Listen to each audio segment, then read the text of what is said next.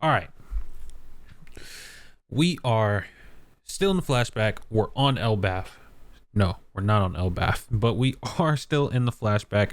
We're now at 15 years ago, and I think we're just seeing random islands, if this is what I understand correct. It's just, like the narrator, I guess this isn't really in the narration box, but um, there's just text off to the side that says Harold's work is paying off, so that's good. And you can see it like throughout these first few pages, everybody is like so trusting of the Giants. They're like, oh yeah, these guys, like, they're not so bad after all, that kind of thing. Harold is just like, he has his resolve. He's like, yeah, I'm gonna do this. We're so close. We're almost there. And if you guys want to check out the last video I uploaded on the channel, I'll have it linked at the end of the video too. Harold, he's like, this is what I was talking about how he's sunk into these efforts, and it seems like they're paying off. That's a big part of the sunk cost fallacy, right? Like, looking in from the outside, it's like, okay, clearly you turn back, right?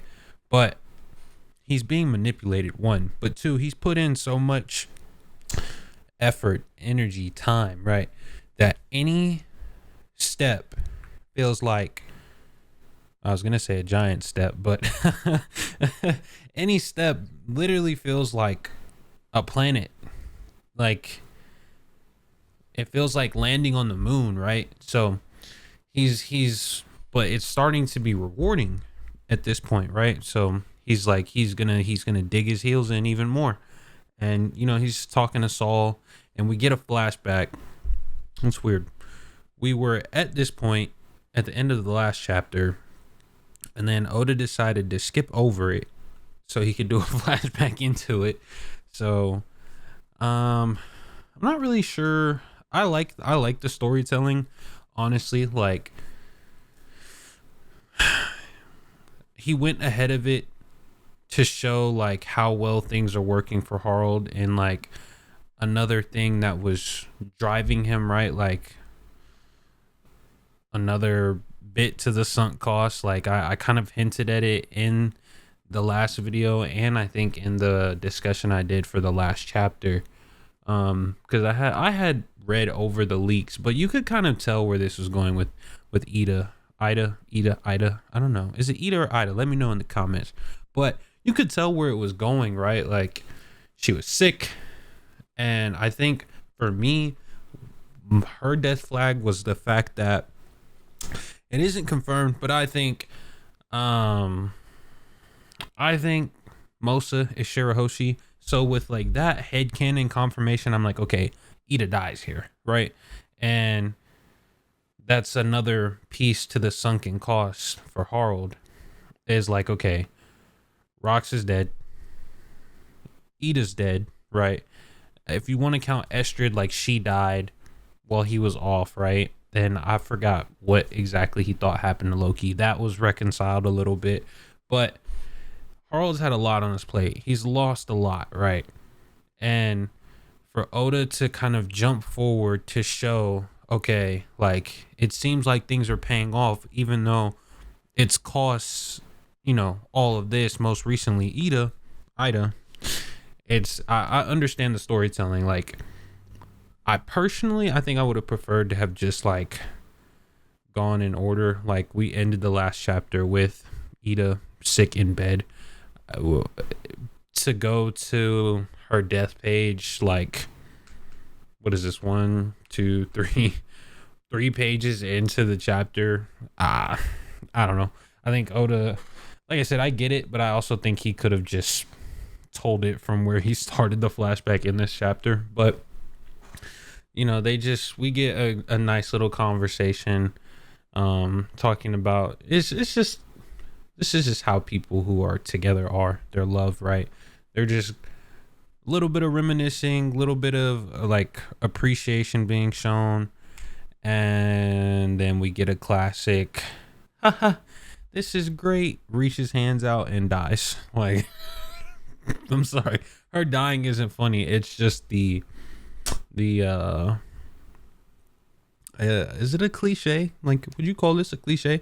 It's the trope of it, right? Like, I feel like you see this so much in media, not just manga and anime. Like, you know, that one, like that last conversation, it's a good conversation. The person seems like they're high in spirit, has some energy, and y'all hold hands or touch hands or whatever, and then it's like they seem strong, and then boom, they're gone. Like that's kind of real life too, honestly. Like she's at peace because Harold has basically like almost made his dream come true. Like he's close enough to where she feels like she doesn't have to oversee it anymore, is how I would view that, right? And I think an interesting note here is like Harold, it seems like a big driving force here for him is being able to take their relationship and be able to just like he wants to adventure with her. He wants it to be like the old times where when he found her, they were kind of traveling together until they got back to Elbaf. Like that's a big driving factor for him. And she dies in this scene, and we just get reactions from Hiruden, who like came rushing in as soon as Harold walked out. Harold's holding his face, crying. Hiruden and it looks like all the new Giant Warrior pirates went in there. So they all went in there, and they're all in there crying, mourning. Loki's in his cell, and who does this? Is it Luffy that does this in I don't know if you can hear me snapping. I'm like that one meme where he's just he's just snapping over and over again. Is it Luffy in Water 7 when him and Usopp fight? It's like it's like the parallel with Loki where he's like he pulls the brim of his hat down so he like you can't see him crying. Is it? I don't know. But needless to say, Loki, it looks like he's tearing up. I mean, can't see his eyes anyways, but I think that's kind of the beauty of it. Like he's trying to hide the fact that he's like crying, sad. And then, the meat and the bones of this chapter. All right. Okay, so we jump to 14 years ago, which, for reference, okay, I don't know what events happened outside of what we're about to talk about 14 years ago in the One Piece world, but just to help connect some dots, okay, 13 years ago is the same year that Shanks steals the Gumu Gumu no Mi, the Gum Gum fruit, and it's the same year he arrives at Fuchsia. So let's just, okay, and I believe it said he arrives at Fuchsia Village later that year after he steals the fruit.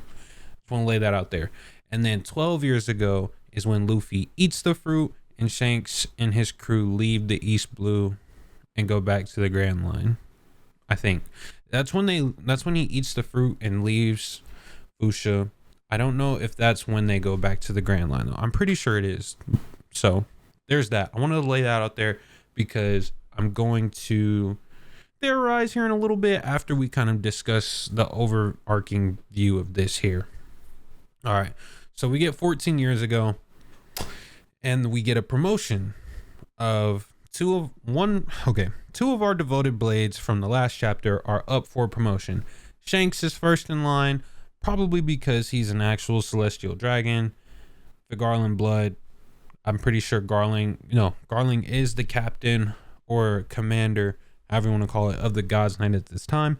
So it makes sense that he is in line to, like, next in line to become a God's Knight, right? Holy Knight, whatever they want to call it. But Shanks is missing. Okay, we'll come back to that.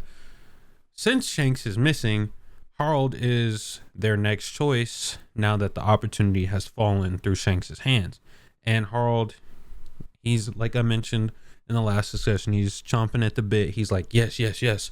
And it's actually really interesting that the Gorosei are huge. Like, they're huge. Like, everybody, the One Piece characters are huge in general. Like, you get characters like Garp that are like 9 feet tall, right?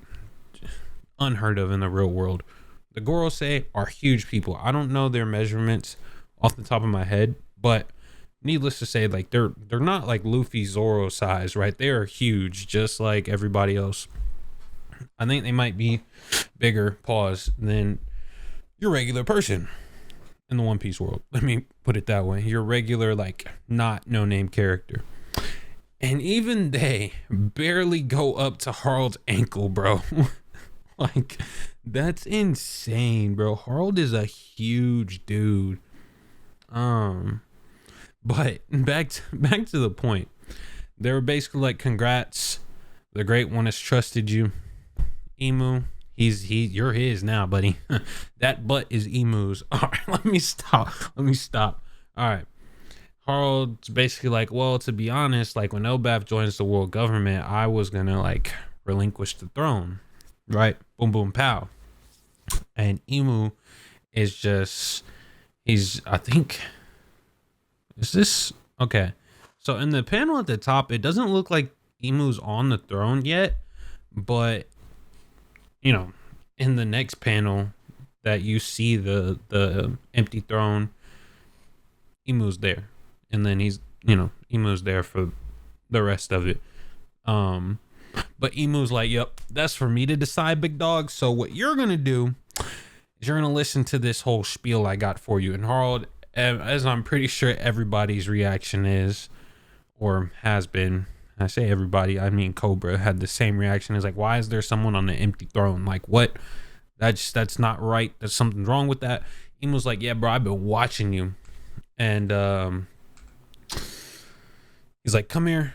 And then we get like a outward shot of Pangea and Harald's his shallow covenant mark starts to upgrade into the depths. I think it's called the depths covenant mark. And he's like, oh, this power, it's surging. I don't know. That's very like such a cliche anime thing or manga thing. And the Gorosei are like, oh wow, this is I didn't even realize this when I first read it, but I had saw in the leaks like that the chapter was like unfinished in certain areas, and it was like, I think we had a chapter like this either last year or the year before. It's been a minute since it was a chapter in Kuma's flashback. I do know that. So I think it's 2 years ago, maybe 3. But who is this? Mars. He's talking to Harald like, yo, this is the power of immortality. Top Man chimes in. Then Nusjuro chimes in. And Emu's just like, yo, consider yourself an immortal knight. That's who you are now. And Emu's like, carve an abyss pentagram in Elbaf, which Harald decided to do in his castle. I'm not really too sure about that one, but whatever. And Emu's like, that will seal this here. And because of this, your dearest wish, your greatest wish for Elbaf to be part of the world government, that will be granted. And so there's a big celebration.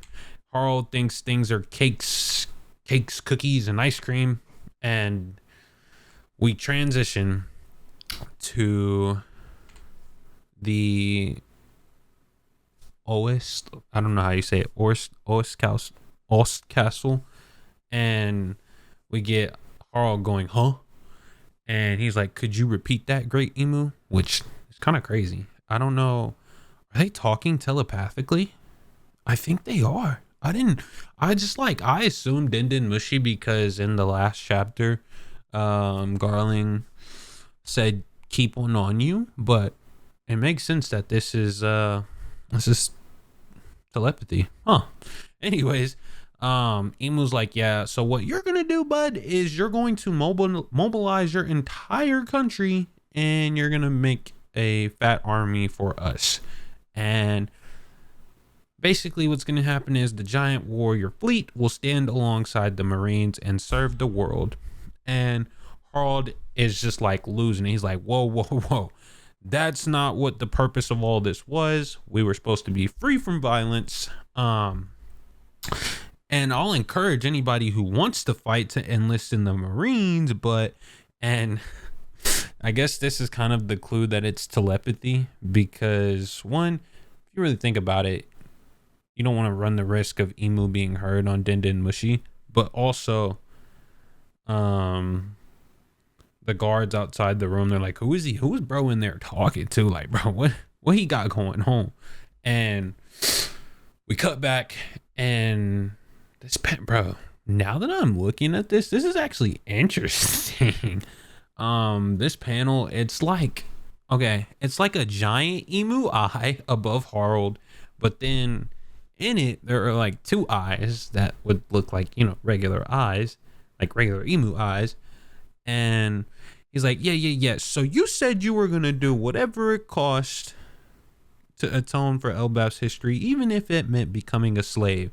And Harold's like, no, that was on me, bro. That's supposed to be me, bro. And Emu's like, yeah, so what you're gonna do, you're gonna shut up, because you can't disobey me, because that is what happens when you enter into the deep sea covenant and gain this power, this immortality and power. You got to be totally obedient, right? And Harold, at this point, he hasn't lost control of, like, it's not like a Domi Reversi situation yet. We'll see if it goes there next chapter. But it's not like a Domi Reversi situation where he can't, like, speak to anybody, but he can't control his body anymore, right? It looks like his body, like he's just walking on his own. And then we get some internal monologue, and he's like, he's finally realizing he's been duped. He's like, yo, you're a dummy. It's starting to click. He's grabbing at the covenant on his arm, and he's yelling for his guards. He's like, guards. That haha Davis video, that's just going through my mind. Guards, Emu's gonna take my yeah. All right. Reel it in. Okay.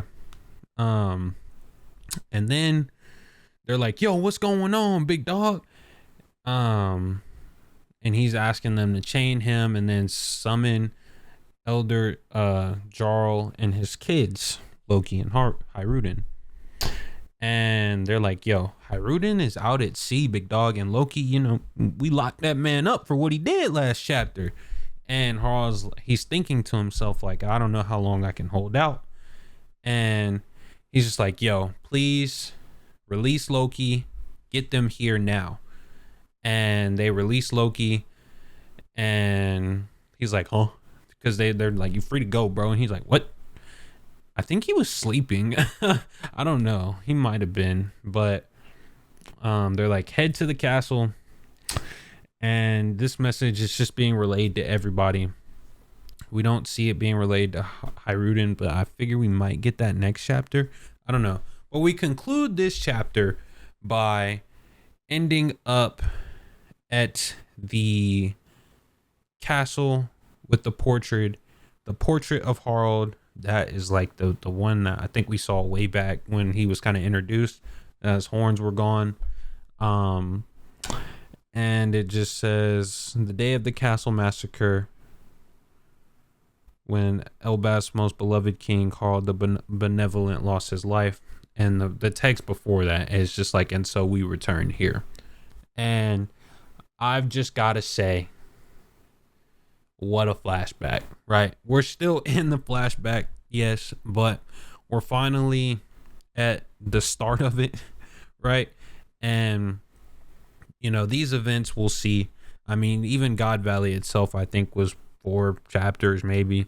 I don't think this will be that long. Who knows? It kind of just depends on how Oda wants to pace it, but I'd say 2 or 3 chapters from being back to the Straw Hats. What a flashback on Oda's part, man. Man, that's insane, honestly.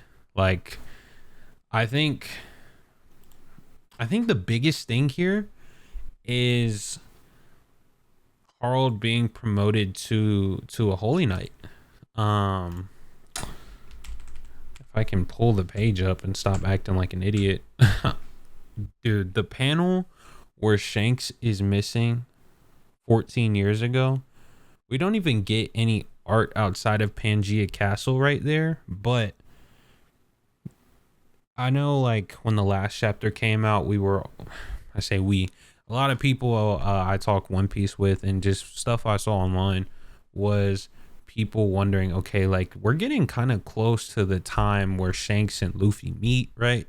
Like, but he's a God's Knight here. Like, what's going on? And I guess when we started this flashback, we knew Shanks had the mark on his arm, right? Everybody theorized, like, okay, it's it's the abyss mark. For it actually ended up turning out to just be a devoted blade mark, right? But we saw that, but we don't know. We didn't know. Okay, maybe that's from years ago, deserted, and he just never got rid of it. And after having some clarity on that, even in last chapter, 15 years ago, he was in Marie's Wall, right? And now we're 14 years ago, and he just disappeared. And it appears he didn't complete his last mission, and I think I think this will be cleared up in the official, but he either way, he like went missing after this mission was assigned to him. Whether he completed it or not, I would say probably is irrelevant, because let's say he completed it, then went missing, whatever. But he went missing, right? And this, mind you, I believe I don't think we have actual dates, but I believe that this is months before he steals the gum fruit. So I don't know. It'll be interesting to see how that plays out, because this timeline is starting to fall into place, and it's real interesting, brother. So we'll see, man. We'll freaking see. That's gonna wrap up the chapter review discussion kind of thing. I kind of just went over it, but I think I want to make a separate Shanks video, so, and it'll kind of overlap with the last 2 to 3 minutes of this video. But so always, guys, if you liked this video and you enjoyed what I had to give my opinion on or go over, make sure you hit that sub button. That would mean so much to me. Give me a like rating, comment down below your thoughts on the chapter. Let me know, like, this is a hot question, and I guess the narrator just told us Harald is dead, but like, is Harald's death just gonna be Loki killing him before he can turn, or what else do you think there is to Harald's death coming in the next chapter? Let me know in the comments down below. I love you guys. God bless you. Have an amazing day, and I will see you guys in the next video. Peace.